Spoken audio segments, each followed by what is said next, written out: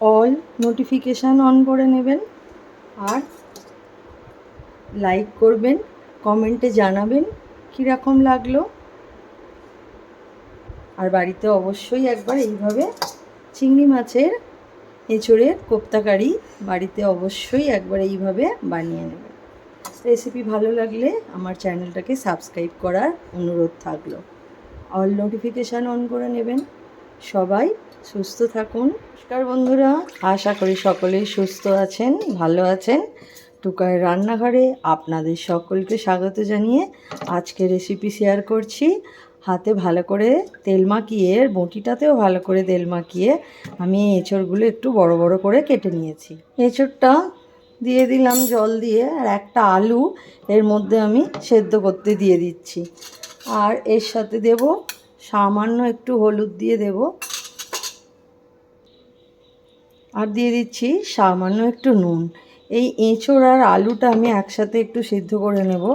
আজকে বানাবো চিংড়ি মাছ দিয়ে এঁচড়ের কোপ্তা কারি। তো কোপ্তা বানানোর জন্য আর আলু আর এঁচড়টা সেদ্ধ হয়ে ঠান্ডা করে নিয়ে আমি এটা একটুখানি এইভাবে গ্রেট করে নিচ্ছি। আপনারা চাইলে হাত দিয়েও মেখে নিতে পারেন। আমি এইভাবে একটুখানি গ্রেট করে নিচ্ছি।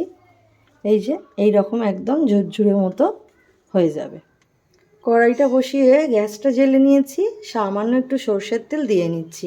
এইবারে কোপ্তা বানানোর জন্য পুরটা একটু জিরে দিয়ে দিচ্ছি। পাতলা করে কেটে রাখা একটু পেঁয়াজ কুচি, পেঁয়াজটা একটু ভাজা হয়ে গেছে, আমি এর মধ্যে দিয়ে দিচ্ছি 1 চামচ অথবা 2 চামচের মতো আদা রসুন বাটা। 2 চামচ আদা রসুন বাটা দিয়ে পেঁয়াজটা দিয়ে একটু ভালো করে ভেজে নেব, আদা রসুনের কাঁচা গন্ধটা কমে যাওয়ার জন্য। স্বাদ মতো সামান্য একটু নুন চিনি অ্যাড করে দিলাম। কোপ্তাটা যদি আমরা শুধুও ভাজা খাই, এইভাবে বানালে তাহলে কিন্তু খুবই ভালো খেতে লাগে। গ্রেট করে রাখা এই যে এঁচড়টা, এটা আমি এর মধ্যে অ্যাড করে দিলাম। আদা রসুন আর পেঁয়াজের সাথে এটা ভালো করে একটু কষিয়ে নেব। এখনও কিন্তু আমি আলুটা এর মধ্যে দিইনি। এইটা ভালো করে মশলাটা কষিয়ে, কোপ্তার জন্য এঁচড়টা আমার একদম রেডি হয়ে গেছে। আর বেশি ভাজবো না, গ্যাসের ফ্লেমটা বন্ধ করে এটা ঠান্ডা হওয়া পর্যন্ত অপেক্ষা করতে হবে। তারপরে আমরা এটা দিয়ে, এঁচড়ের পুরটা ভালোভাবে ঠান্ডা হয়ে গেছে। এর মধ্যে আমি কিছু জিনিস অ্যাড করব কোপ্তা বানানোর জন্য। একটা সিদ্ধ আলু যেটা আমি গ্রেট করে রেখেছিলাম, এটা অ্যাড করে দিলাম। অ্যাড করছি কিছুটা চালের গুঁড়ো, বেসন, স্বাদ মতো নুন, সব কিছু একটু ভালো করে মেখে নেব। আগে প্রথমে এইভাবে শেপ দিয়ে নিচ্ছি, তারপরে এটাকে ভালো করে আবার কোপ্তার একদম পারফেক্ট শেপ দেব। এখন এইভাবে এগুলো বানিয়ে রেখে দিচ্ছি।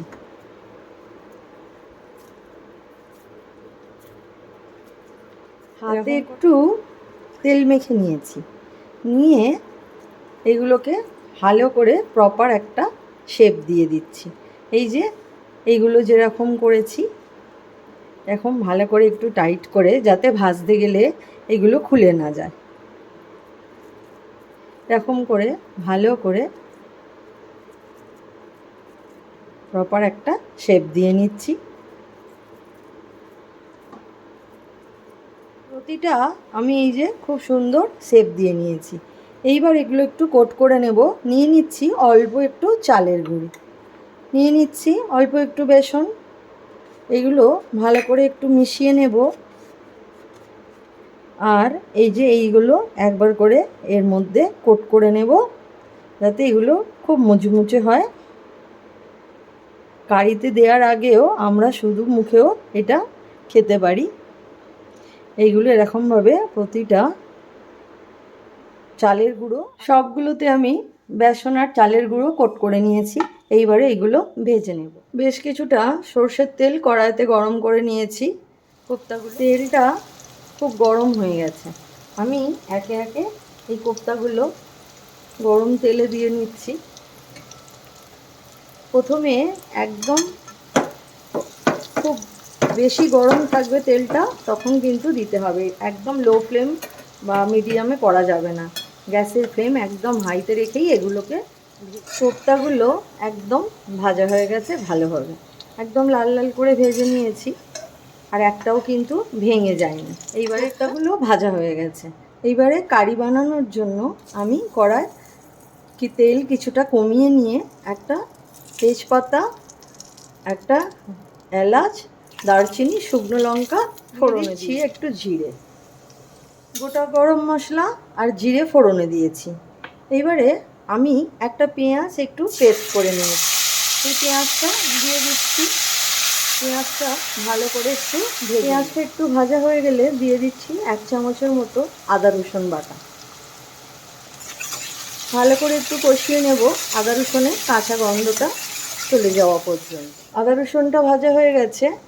একটা টমেটো পিউরি করে রেখেছিলাম, পেস্ট করে নিয়েছিলাম, সেই টমেটোর পেস্টটা এর মধ্যে দিয়ে দিলাম। এটা লোতে রেখে শুকনো মশলাগুলো দিয়ে নিচ্ছি। আমি দিয়ে দিচ্ছি হলুদ গুঁড়ো, জিরে গুঁড়ো, ধনে গুঁড়ো, ঝাল লঙ্কার গুঁড়ো, কালারের জন্য কাশ্মীরি লঙ্কার গুঁড়ো। সব শুকনো মশলা দিয়ে ভালো করে একটুখানি কষিয়ে নেব। দেখুন কত সুন্দর, স্বাদ মতো নুন দিয়ে দিলাম। মশলাটা কষানো হয়ে গেছে, দেখুন মশলাটা থেকে তেল ছেড়ে দিয়েছে। এবার আমি এর সাথে অ্যাড করে দিচ্ছি একটু জল, গ্রেভিটা বানানোর জন্য। এই যে ঝোলটা আমার একদম ফুটে গেছে। এইবারে আমি আগে থেকে যে আমি চিংড়ি মাছ ভেজে রেখেছিলাম সেইটা এর মধ্যে দিয়ে দেব, কারণ কোপ্তাগুলো দেওয়ার পরে বেশিক্ষণ নাড়াচাড়া করা যাবে না, তাহলে ওটা ভেঙে যেতে পারে। আমি চিংড়ি মাছ দিয়েই কোপ্তা কারি বানাচ্ছি আজকে, এঁচোড়ের কোপ্তা কারি চিংড়ি মাছ দিয়ে। চিংড়ি মাছগুলো তাই আমি আগে দিয়ে দিলাম, যাতে চিংড়ি মাছগুলো ভালো করে সিদ্ধ হয়ে যায়। চিংড়ি মাছগুলো ভালো করে সিদ্ধ হয়ে গেছে। এইবারে আমি আস্তে আস্তে এই কোপ্তাগুলো এর মধ্যে, গ্রেভির মধ্যে দিয়ে দেব। আর এটা দেওয়ার পরে বেশিক্ষণ আর ফোটাবো না, তাহলে কিন্তু এগুলো ভেঙে যেতে পারে। আর খুব বেশি নাড়াচাড়াও করব না। দেখুন বন্ধুরা, চিংড়ি মাছ দিয়ে কোপ্তা কারি একদম রেডি। এঁচোড়ের কোপ্তা কারি চিংড়ি মাছ দিয়ে একদম রেডি। ফুটে গেছে, গ্যাসের ফ্লেমটা বন্ধ করে দেব। আমি ঘি, গরম মশলা কিছু ইউজ করছি না, কারণ চিংড়ি মাছের নিজস্ব একটা ফ্লেভার আছে, তাহলে সেইটা নষ্ট হয়ে যাবে। আপনারা চাইলে দিতে পারেন। তো চিংড়ি মাছ যেহেতু আছে, তো সেই জন্য আমি আর ফোড়নে গোটা গরম মশলা ইউজ করেছি, কিন্তু এখন আর গরম মশলার ইউজ করলাম। দেখুন বন্ধুরা, চিংড়ি মাছ দিয়ে কোপ্তা কারি আমার একদম রেডি হয়ে গেছে। আর আপনারা অবশ্যই বাড়িতে একবার এইভাবে বানিয়ে নেবেন। এটা অত্যন্ত সুস্বাদু খেতে হয়। চিংড়ি মাছ ছাড়াও করতে পারেন, আমি চিংড়ি মাছ দিয়ে করলাম, এটা একটুখানি বেশি টেস্টি হয় যাতে, সেই জন্য। নিত্য নতুন এরকম রেসিপি পেতে অবশ্যই আমার চ্যানেলটাকে সাবস্ক্রাইব করে নেবেন, অল নোটিফিকেশান অন করে নেবেন, আর লাইক করবেন, কমেন্টে জানাবেন কীরকম লাগলো। আর বাড়িতে অবশ্যই একবার এইভাবে চিংড়ি মাছের, এঁচোড়ের কোপ্তা কারি বাড়িতে অবশ্যই একবার এইভাবে বানিয়ে নেবেন। রেসিপি ভালো লাগলে আমার চ্যানেলটাকে সাবস্ক্রাইব করার অনুরোধ থাকলো, অল নোটিফিকেশান অন করে নেবেন। সবাই সুস্থ থাকুন, ভালো থাকুন, সকলকে ভালো রাখুন। আজকে তবে আসি, দেখা হবে আবার পরের ভিডিওতে।